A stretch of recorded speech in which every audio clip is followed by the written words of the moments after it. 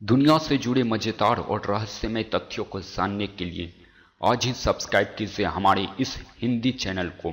अगर आप इस चैनल को सब्सक्राइब करते हैं तो इस चैनल पे जितने भी लेटेस्ट वीडियोस आएंगे उस सभी की इन्फॉर्मेशन आपको लगातार मिलती रहेंगी।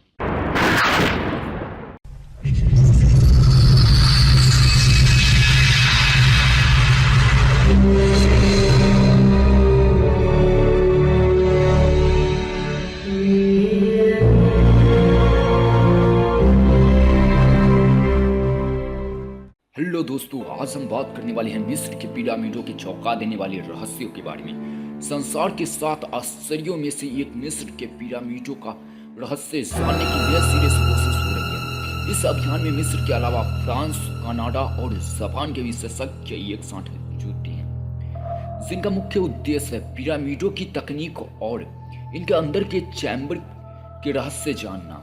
प्राचीन मिस्र वासियों की धारणा थी कि उनका राजा किसी देवता का वंशज है। अंततः वे उसी रूप में उसे पूजना चाहते थे। मृत्यु के बाद राजा दूसरी दुनिया में अन्य देवताओं से जा मिलता है। इस धारणा के चलते राजा का मकबरा बनाया जाता था और इन्हीं मकबरों का नाम पिरामिड रखा गया था। दरअसल प्राचीन मिस्र में राजा अपने जीवन काल में ही एक विशाल एवं भव्य मकबरे का निर्माण कराता था ताकि उसे मृत्यु के बाद उसमें दफनाया जा सके। यह मकबरा त्रिभुजाकार होता था। ये पिरामिड चट्टान काट कर बनाए जाते थे। इन पिरामिडों में केवल राजा ही नहीं बल्कि रानियों के शव भी दफनाए जाते थे। यही नहीं, शव के साथ अनेक कीमती वस्तुएं भी दफन की जाती थी। चोर लुटेरे इन कीमती वस्तुओं को चुराकर न ले जा सके, इसलिए पिरामिड की संरचना बड़ी जटिल रखी जाती थी।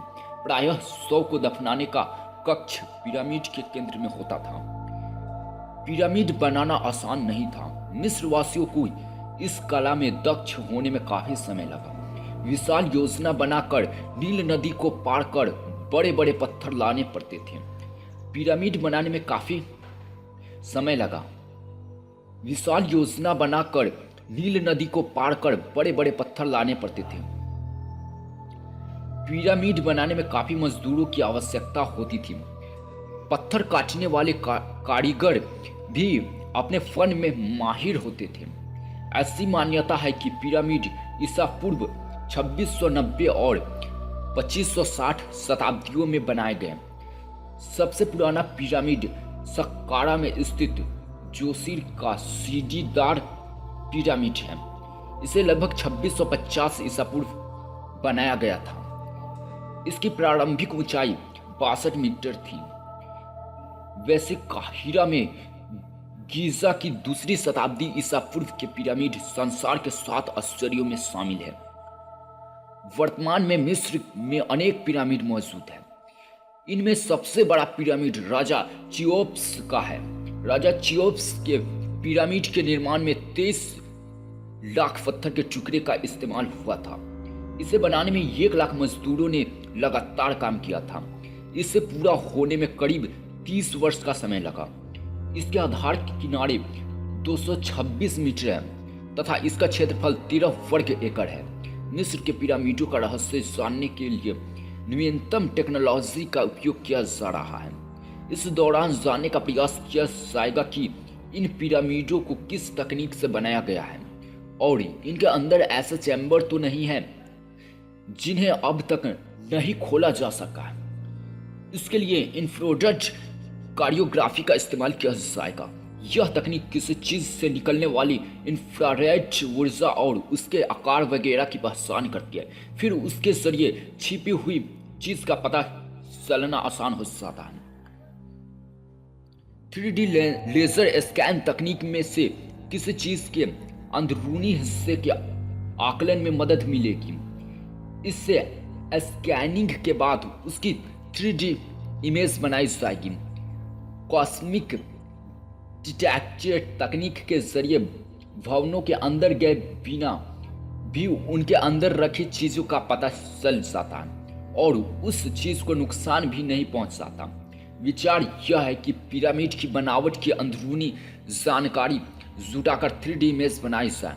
मिस्र के गिज़ा के पिरामिड पर किए जा रहे एक थर्मल स्कैन प्रोजेक्ट में रहस्यमय हीट स्पॉट्स नजर आए हैं। स्कैन पिरामिड नाम से चलाए जा रहे इन प्रोजेक्ट में पिरामिड के इंफ्रारेड थर्मल को स्कैन किया गया। सूर्योदय और सूर्यास्त के समय जब तापमान में बदलाव आता है तो उस समय इन स्कैनर्स के जरिए यह स्पष्ट नजर आए। वैज्ञानिकों का मानना है कि इन पिरामिडों में खास तौर पर सबसे बड़े खुफू पिरामिड में और कब्रें व गलियारे मौजूद हैं जिनके बारे में अभी दुनिया के लोग नहीं जानते। मिस्र, जापान, कनाडा और फ्रांस के वैज्ञानिक और आर्किटेक्ट इस प्रोजेक्ट पर काम कर रहे हैं।